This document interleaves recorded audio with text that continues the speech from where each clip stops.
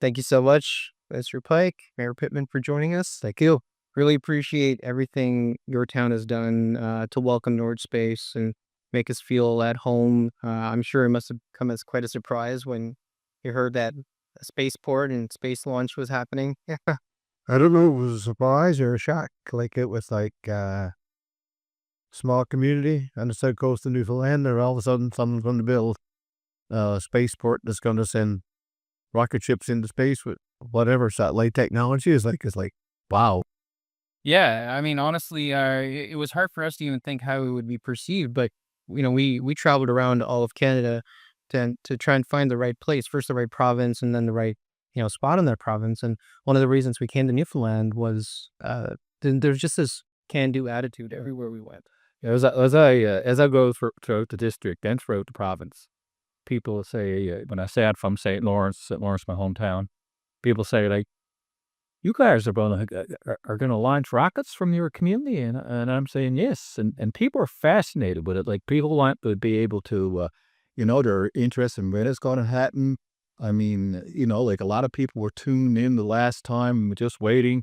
It's a first for Atlantic Canada, and it's a first for Newfoundland and Labrador. But I think what amazes people the most is the fact that you pick St. Lawrence. I mean, you had, you know, all the provinces look at the territories, and you picked us, and then zeroed in on our community. So it's really, people find it hard to believe, but they also are amazed with it. And St. Lawrence is on the map again now because of this industry.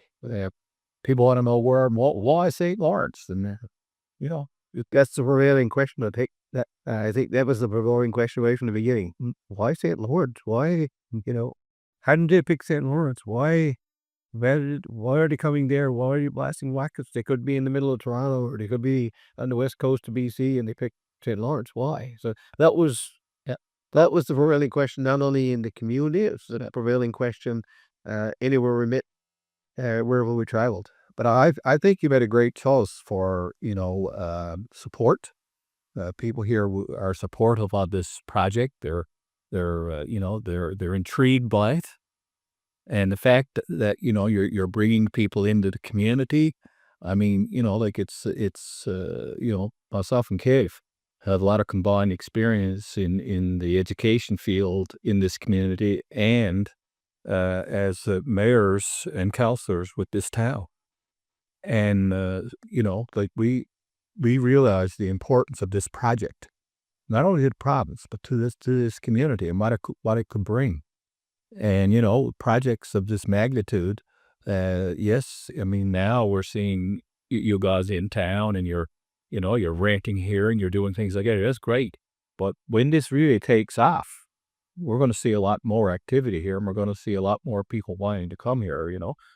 And no more Cape Canaveral. There's going to be St. Lawrence. It sure will be. I mean, and it's funny you mentioned Cape Canaveral because a lot of us on our team, we grew up either watching launches on TV or going there in person, and you see like roads and beaches full of spectators, and what that does for the economy, the local economy, so and of course in the entirety of Canada, it's unbelievable. I mean, we're just launching our first small rocket. Still, it's never been done in Canada before. We saw the roads lined with vehicles, and one of the reasons I wanted to sit down with you all, and thank you again for doing that, is we streamed it just on a whim. People told us to stream our launch. We set it up 24 hours the night before. 100,000 people showed up, and they saw, the drone shots of St. Lawrence and Newfoundland. But there's so much more beyond just the visual beauty of this place. And we thought it would be nice to capture some of that history and all of it. But at the end of the day, this isn't just about launching rockets because they're cool or anything like that. That's certainly the case. It's great for kids and inspiring them to pursue STEM careers and all of that. But this is really a matter of job creation. It's a matter of national security. It's a matter of protecting our environment, creating constellations that allow remote Canadians to be able to connect to the internet and communicate with each other, um, and keeping our tax dollars and jobs at home. So our next generation can stay at home instead of having to travel to the other side of the world and work on things that they love. Uh, but maybe we can dial it, back a little bit. I'd love to hear, how do you describe St. Lawrence as a city? Well, I don't think we've ever got the city. The city here is sure attached to St. Lawrence, right? You know, how would I describe St. Lawrence? And I think I made a good analogy when we had St. Lawrence Day. I mean, St. Lawrence, sometimes we take what we have for granted. The beauty that's here, the ruggedness of the coastline, but when people come to town from outside the community, it's like, wow, my daughter can walk down the road and go to the store, and it doesn't matter if it's 9 o'clock in the night or if it's 2 o'clock in the afternoon. She's safe. I know we had a gentleman this year came to town. He was working at the Vine site actually, and he saw a little kid about 6 years old walk to school, and he stopped and he followed her all the way to school to make sure she was safe and wondered why the parents. Well, they're bringing her to school. Like it's the uniqueness of the community. It's the rural community of Newfoundland where people look out for each other, people trust each other, and your kids are safe to walk the road. Your kids are safe to go next door. They play with everybody else in town. Like there's nobody, for example, oh, we shouldn't be there or shouldn't go to that house. It's that feature of the community it's not only unique to St. Lawrence, it's unique to Newfoundland in one sense, but it's a fantastic quality, and we don't see it sometimes, as I said, until someone comes to town and reminds us what we have. That's right. Like, but people say the grandchildren love it here. And I can attest to that because I have 7 grandchildren. And they do love it here. They come here, they can, go walk to the store by themselves. They can do these sorts of things as Kevin said, right? And it was like, they just love that freedom. And the fact that we got so many beautiful natural landscapes and features and so on, and beaches and so on. Like, if you talk about the history of St. Lawrence, well, if you go back to 1929, actually it was the day of Kevin's mother was born in November of 29, right? And that wiped out the fishery here. Then we had an American come in by the name of Walter Seabird Pond. We used to be a pond that we used to stay at. And Walter Seabird came in, and he decided that this would be a great place to open a forest bar mine because of the natural veins in the rocks and so on. And like our history changed from one of a focus on the fishery, then it was focused on mining, and a lot of our we had that had a checkered past too. I mean, it wasn't all great for our people, but still they made a living and were able to take care of their families. And fast forward then to February 18th, 1942, with 2 American vessels go ashore right on our shores here, one in Chamber Cove and one at Lawn Point. And, the people of St. Lawrence were able to, the men that were working in the mine were able to get there and start a rescue, which ended up saving 186 of the 389 men by hauling them up over cliffs. And we identify with that. That's been part of our past. We celebrate that every year. And of course we pay homage to it as well. Then we also like like we've had these American families visit us. A lot of survivors visited us. I mean, we had a state dinner here back in '88, I believe. So there was a lot of things that happened in this community that's kind of brought it together. And now we have as Kevin would know, I mean, being mayor here, like, the prosperity is coming back to this town, and it's coming back because of the resilience of the people of this community. We were able to bounce back. Like, we got a fish plant now that's operating, a good fish plant. We've got a mine that's operating. Now you're in town, new kid in town. And this is going to be fabulous for the people of St. Lawrence, and not only St. Lawrence, in the whole region. And I represent communities from Fortune to Harbor Mill. And everybody's excited about this project. I mean, do you know when it's going to be? Will we have notice? Can we get there? Can we see it? Is it going to be live streamed again? Like, it might be good all the time. And wanted to know, was I out there? Did you see what was actually there? And, how far is it going to go up? And all these questions that people have. I mean, kids in school must be just flabbergasted with it. I've got a little grandson that's right into, for his last day at the last dress-up day, he went as an astronaut. So if you think about that and about the impact it's having, and the impact that a company like yours will have on the educational system here, because people will see this and say, this could be long-term jobs here at some point. And parents are going to be thinking about that and advising their guidance counselors and so on. Because if you're going to create a couple of hundred jobs over the next 5 to 10 years, then look, what do you need? And they're well-paid technical jobs, right? That some of our brightest and best students are going to be into and want to come back to. I mean, like Paul mentioned, the history. Yeah. I mean, people come to town and say, your hospital's named U.S. Memorial. How come well, U.S. is because the original U.S. Memorial was donated by the Americans after the tragedy in Chamber Cove with the ships in 1942. Roosevelt was the president at the time. I mean, St. Lawrence not only got a history in work, it's got a history in sport. Right. I mean, Soccer. The soccer program of St. Lawrence St. Lawrence is known as the soccer capital of Canada. Right. I mean, where did a small town get that designation? I mean, St. Lawrence has won 25 provincial championships. I mean, against the powerhouses that are in St. John's and so on. Like, to win 25 provincial championships over those years, since, I think 69 would have been the first one or something. Like, that's an amazing feat for a small town. Absolutely. You go anywhere in Canada and they mention soccer and say, oh, do you know their entrance? Do you know where they're, how come they're not at the national championship this year? That kind of thing. So that history is also something that has I think, knit the town together. And it also has its negative effects, don't get me wrong. Because at one point there was a Challenge Cup team in nearly every community on the Burin Peninsula. So as the Burin Peninsula communities competed against each other in soccer, they started to dislike each other as well.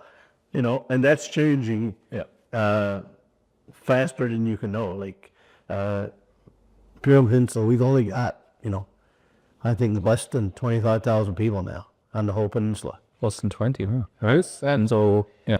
The I guess the history and all these little elements are, for myself and our team, not only is it fascinating, but we're so excited about extending those stories so that generations from now people talk about the first launch that happened here and what eventually became a fledgling industry. And it's just so great to be in a place where there is so much character, so much history, so much generosity. I think one of the things that culturally we fall in love with St. Lawrence is people really look out for us, and we're new here, but they'll show up at our door because they know we're going out at 2 a.m. to set up, or we've been out all night, and they'll drop off coffee, donuts, they'll make us egg salad sandwiches. Wow. It just makes us feel so welcome. So at home. That's one of the things about St. Lawrence as well. Like, you feel so proud to be from the area and from this community. Now the whole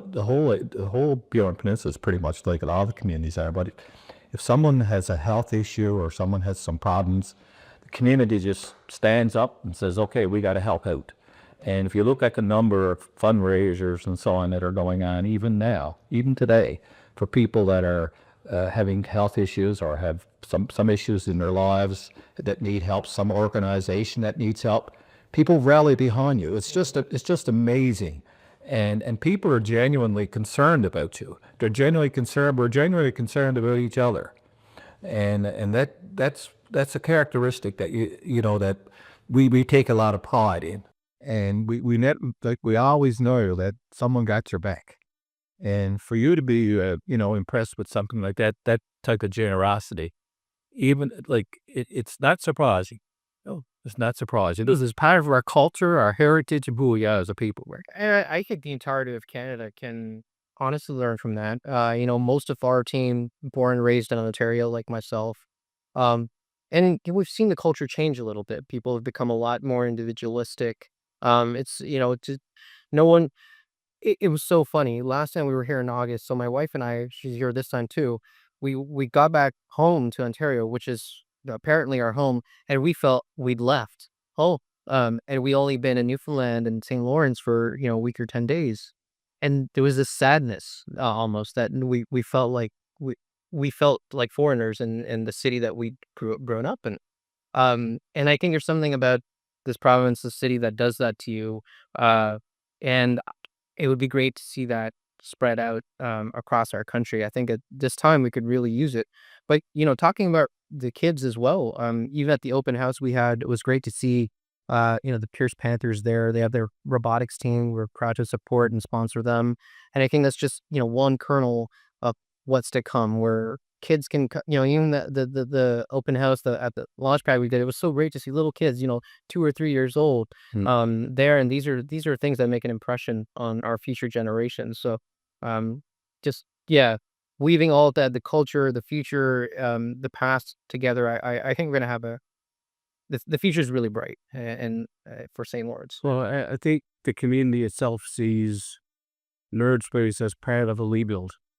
And not rebuild for you, but rebuild for the town. Like, it's all of a sudden, like, the fish plant is as AMHA said, the fish plant is operating really well. CFI was on the upswing, and hopefully everything's going to work out there. But now all of a sudden, this new company comes. I mean, we had mining, we had fishing, so that's like back to what we had. Yeah, this is, oh wow, this is new. Like, this is new group, and I'm sure your guys following. If they walk the street or they go to the store, people say hi. Oh, you better hey, like it's not like you're new in town here. You're in Tribute Stay away from you. It's like you're up. And not only do they say hi, anywhere we go now in Newfoundland, whether you go to a fast food restaurant in St. John's, people recognize us, Yeah. and they talk about St. Lawrence. They're like, you're the rocket guys from St. Lawrence. And that's so we're at the airport, and people are like cheering us on, in the plane, and things like that. You don't get that in a lot of other parts. So when, back to the original question about why St. Lawrence, there were certainly lots of places across Canada, even in Newfoundland, that we could have chosen. But I think there was just something that captured us when we got here. And of course, it met all our technical requirements as well. And we've just been thrilled. And I think there's a deep feeling inside our hearts that we want to make sure we're successful. Because he welcomed us, and it goes both ways. So we're working as hard as we can. But it's amazing how widespread this is. Like, I'm getting texts from my sister in the wondering, where's the launch?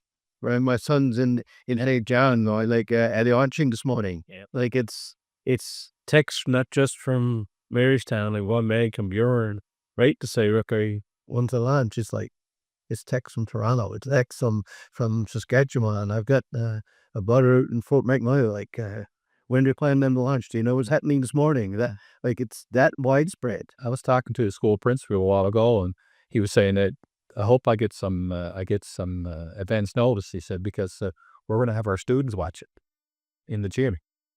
Like, that is like, that's the ultimate for children, and the ultimate for teachers as well. But I go there. You mentioned the Pierce robotic team, and I've had the opportunity to meet with them and talk to them and talk to some of their parents and so on. Everybody's so proud of those kids, and I was glad to be able to help them out. And as well, like in November, I'm hoping to do a statement in the House of Assembly, recognizing the kids and what they're doing, and I'll also be doing one on NordSpace as well. I'll be standing in the House, hopefully standing in the House in November to talk about NordSpace and the difference you're making to a region. I can't wait to do it. So hopefully I might be able to get something within that couple of days, so I can probably get two opportunities in 1 week. So hopefully you guys will be there in the House to be able to stand up and be recognized by the provincial government. In your honor, absolutely. This is our mission. Certainly, we're a for-profit company, and we want to build jobs and all of that here, but we want to deliver a national victory, and we want this to feel like something everyone can own. It's not just about our team doing what we're doing. We obviously we want to deliver an Apollo moment for Canada. Our team, we have a wide range of uh, uh, expertise and age and all of that, but everyone's still post Apollo in our team, and what that did for the entire United States and really the world was amazing, and it's kind of faded away. But now we have that opportunity again. Um, but yeah, so honestly, I'm really grateful for this short chat, and for everyone watching online. And we hope you learned a lot about St. Lawrence. This is just the first of many conversations. And we hope you come and visit, and not only for the launch, but to experience the beauty, to experience the hospitality, and everything that this beautiful town has to offer. But thank you very much. Oh, you're quite welcome, and thanks for the opportunity. Here, thank you for the opportunity, and to the people that are visiting to see this, come to St. Lawrence. You will be welcomed. Right, there's no doubt. And again, anytime new industry comes into the province or especially comes into this particular district, which is my district, we'll welcome you. If there's anything we can do to help, we'll do it for you. Fantastic. Thank you very much. Thank you.